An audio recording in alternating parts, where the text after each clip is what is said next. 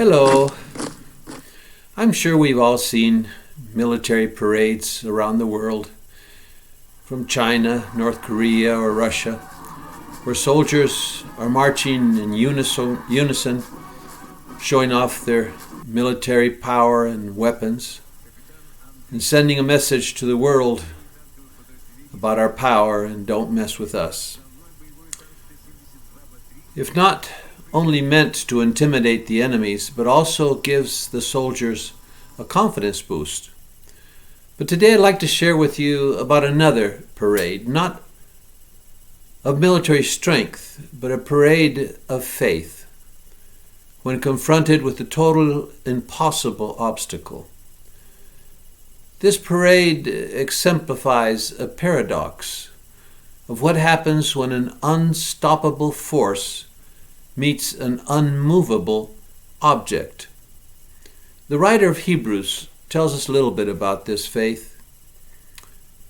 In Hebrews 11:1 it says, "Now faith is the substance of things hoped for, the evidence of things not seen." And this parade I want to talk to you about happened over 3,000 years ago, when there was an immovable object, a fortress, called Jericho. It was the most important city in the Jordan Valley and the strongest fortress in all the land of Canaan. Jericho was in existence 8,000 years before Christ, and it has stood for over 6,700 years before Joshua crossed the Jordan. The first mention in the Bible concerning the existence of this place was about 1240 BC. And one day, 6 miles away from Jericho, the orders were given by Joshua to the soldiers of Israel to prepare for battle. It actually was their first great battle in the Promised Land. So they dressed up as they had in battles before, in their armors, and sharpened up their swords. But they faced a losing battle because their weapons were no match against that immovable object. Walls, powerful walls, thick walls, of which no sword or hammer could fight against. And so when they arrived to the battlefield, their orders were very strange and different. It says in Joshua chapter 6 and verse 10, it says, "And Joshua had commanded the people, saying, You shall not shout, nor make any noise with your voice, neither shall any word proceed out of your mouth, until the day I bid you to shout, then you shall shout." Because every battle started with the soldiers shouting at the top of their voices to try to instill fear into the enemy. But Joshua said, don't fight. Don't try to attack the walls. Don't try to strike fear with your shouts. Just walk. Parade in front of the enemy. Let them see your God that you proudly hold on the shoulders of your priests with the emblem of the Ark of the Covenant. And let them hear the declaring shouts of the trumpets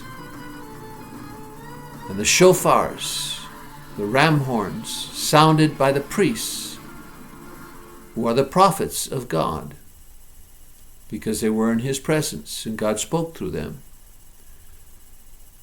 And don't look or speak to those that are on the walls, the spectators. Just march.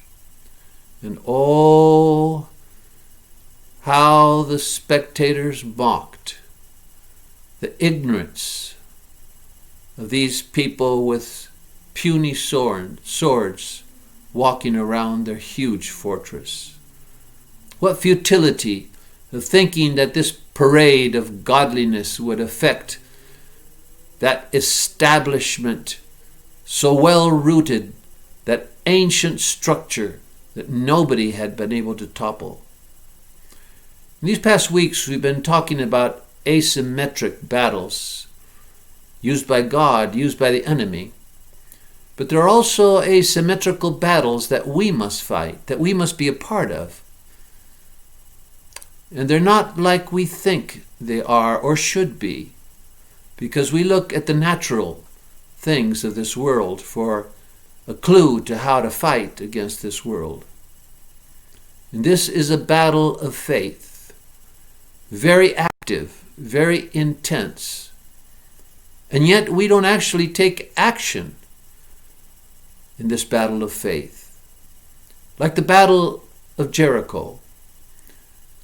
The ark was being taken on the shoulders, and they believed that the action day would bring victory when that day came.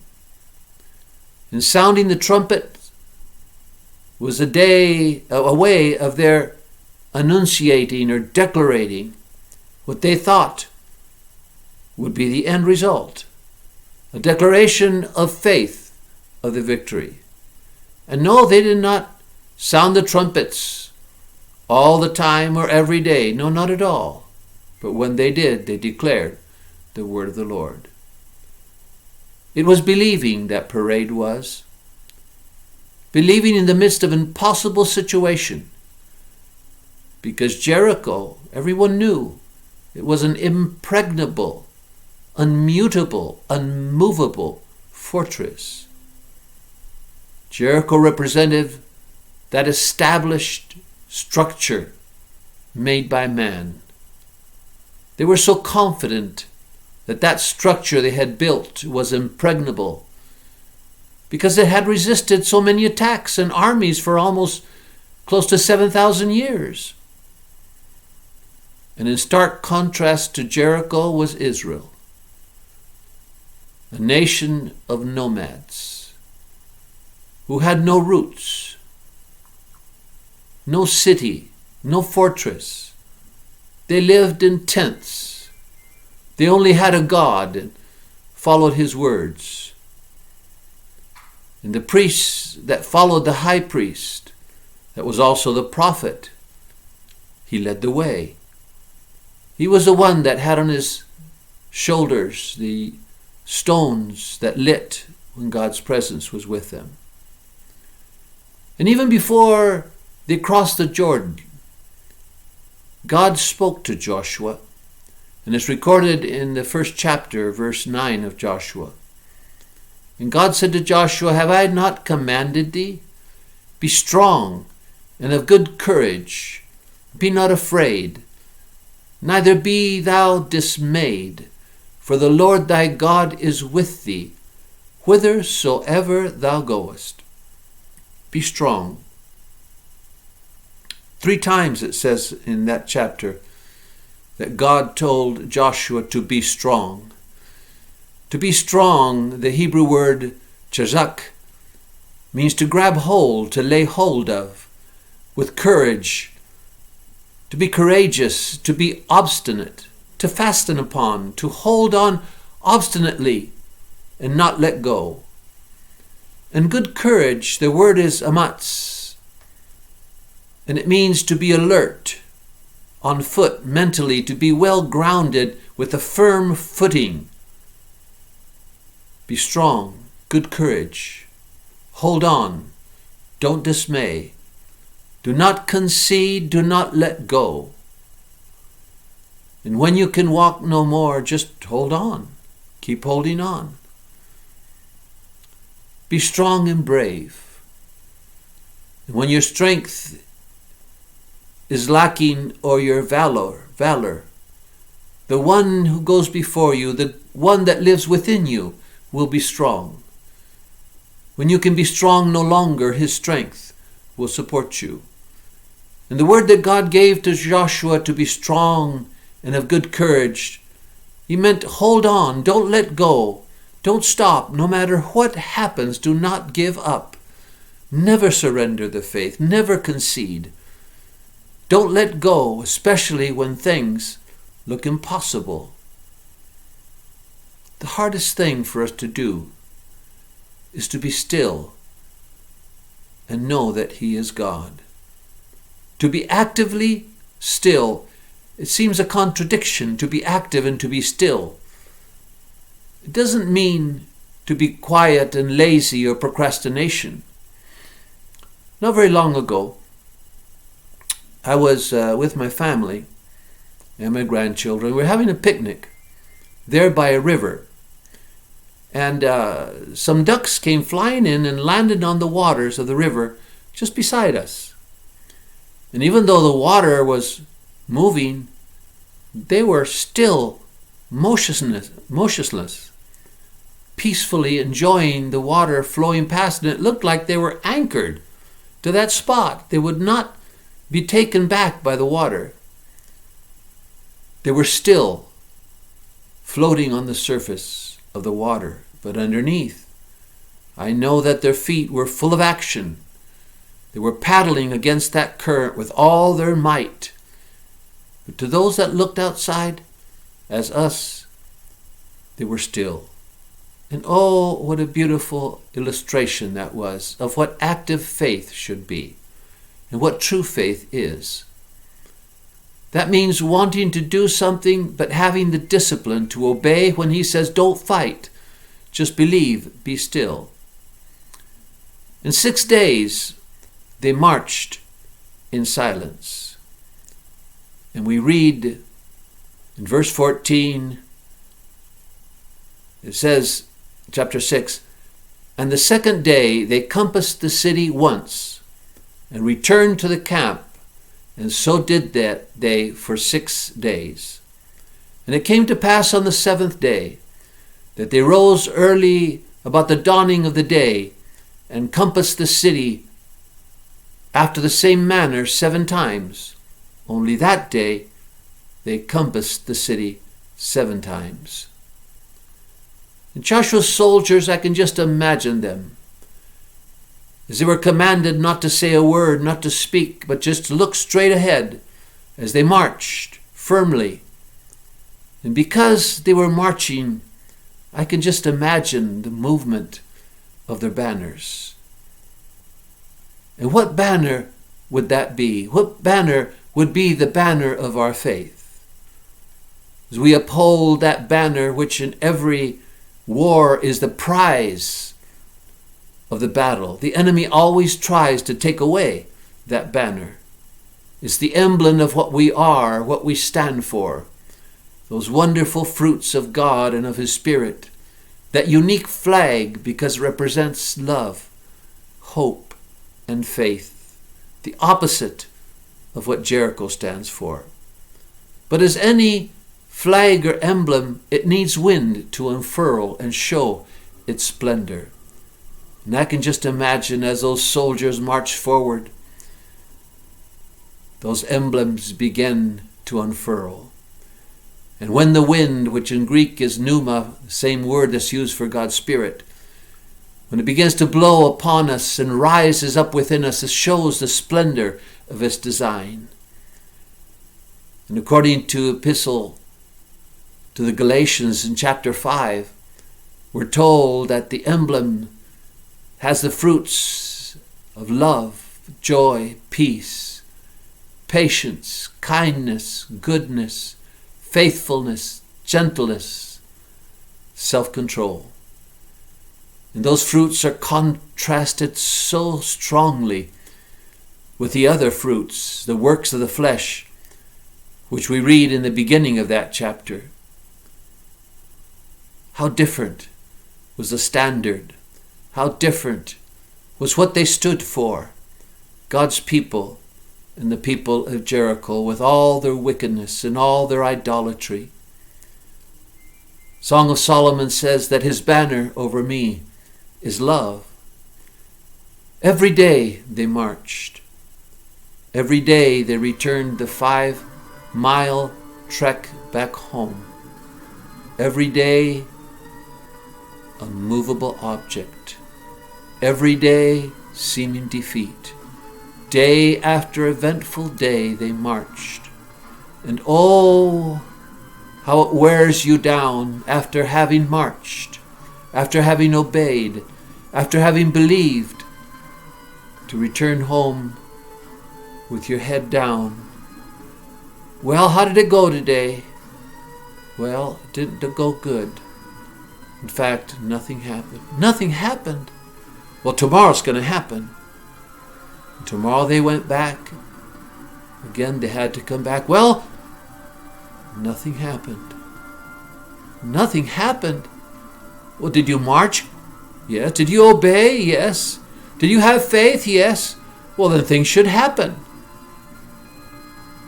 And every day their expectations were wearing more and more thin. Every day that they thought, surely we will see some change today. Things will move. Things will happen. We'll be able to see some evidences that we're winning. And yet, nothing happened. And their expectations were dashed time and time again. They needed a miracle, just like we need a miracle in America today. I want you to hear this song before we continue.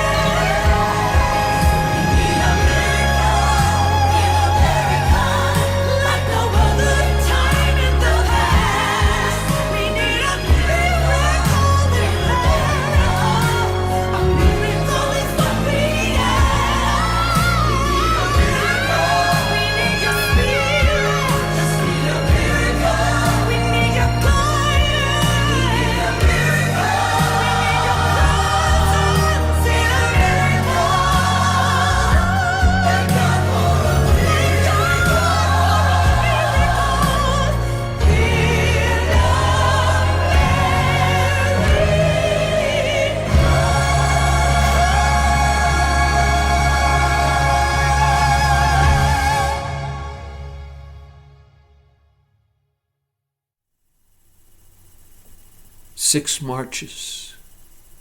And when the seventh day, seventh is the name of heavenly perfection, of divinity, God's perfect day, ordained day, and yet they didn't know. All they know is when they were ready to go home, they were told, let's go around another time. Okay, this time it'll be. And the second time they went around Jericho. They were tired, but he said, just keep on going another time, and the third time, and the fourth time. and the 5th time, and the 6th time. And oh, they were so tired. I'm sure they were discouraged. I'm sure they said, what difference does it make? What difference does another round make? And yet, when that 7th day arrived, and the order was to intensify the non-battle, to intensify the stillness, to intensify the do-nothing, to intensify the declaration that we are here, that we believe, that things will change, that God is with us, that God will give us the victory, to declare who He is, who we are, and that this is how we fight our battles, and this is who we follow, and this is what we believe, because the battle is the Lord's. And when it came past, verse 16 says, at the 7th time, something changed. The priests blew with their trumpets, and Joshua said to the people, now shout, for the Lord hath given you the city. Oh, at least something changed. The priests were blowing their trumpets, and they did so. And now they were able to open their mouth and shout that the Lord hath given us the city. The city is ours, they shouted. It does not belong to you. Our God is victorious. Yes, it is it not written, not by power, nor by might, but by His Spirit. This unmovable object, unmovable mountain, shall be brought down by the unstoppable force. The solid, evil establishment of Jericho would be shaken, and its walls would crack and sink into the ground. And it says, verse 16, it came to pass when they shouted. In verse 20, so the people shouted when the priests blew with the trumpets. They declared, they prophesied, and shouted. Oh, what a noise, what a deafening noise it must have been. And it came to pass, when the people heard the sound of the trumpet, and the people shouted with a great shout, that the wall, it moved. The wall fell down, flat, so that the people went up into the city, every man straight before him, and they took the city. Oh yes, the battle is of the Lord. Don't tire of parading your faith. Don't tire of marching, for this is how we fight our battles. The parade of faith, every day, every night, every next day, we do not give up, for we will be strong. We will hold on. We will be courageous. We will not concede our faith, for the Lord God is with us. May the Lord strengthen every one of you in this hour. Strengthen each one of your hearts in the midst of these so special times, so dangerous times, so frightening times. May He raise your spirits, revive your faith, when tomorrow you must go back and go around that big, strong fortress. For He is with us, with each and every one of us. His strength and His presence will be with you in your heart. So parade your faith in stillness, and hope will be our victory.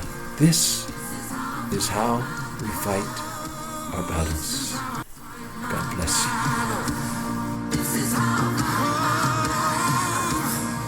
is how I fight. The Lord brought us out from Egypt. He promised us this land. Soon, it will be ours.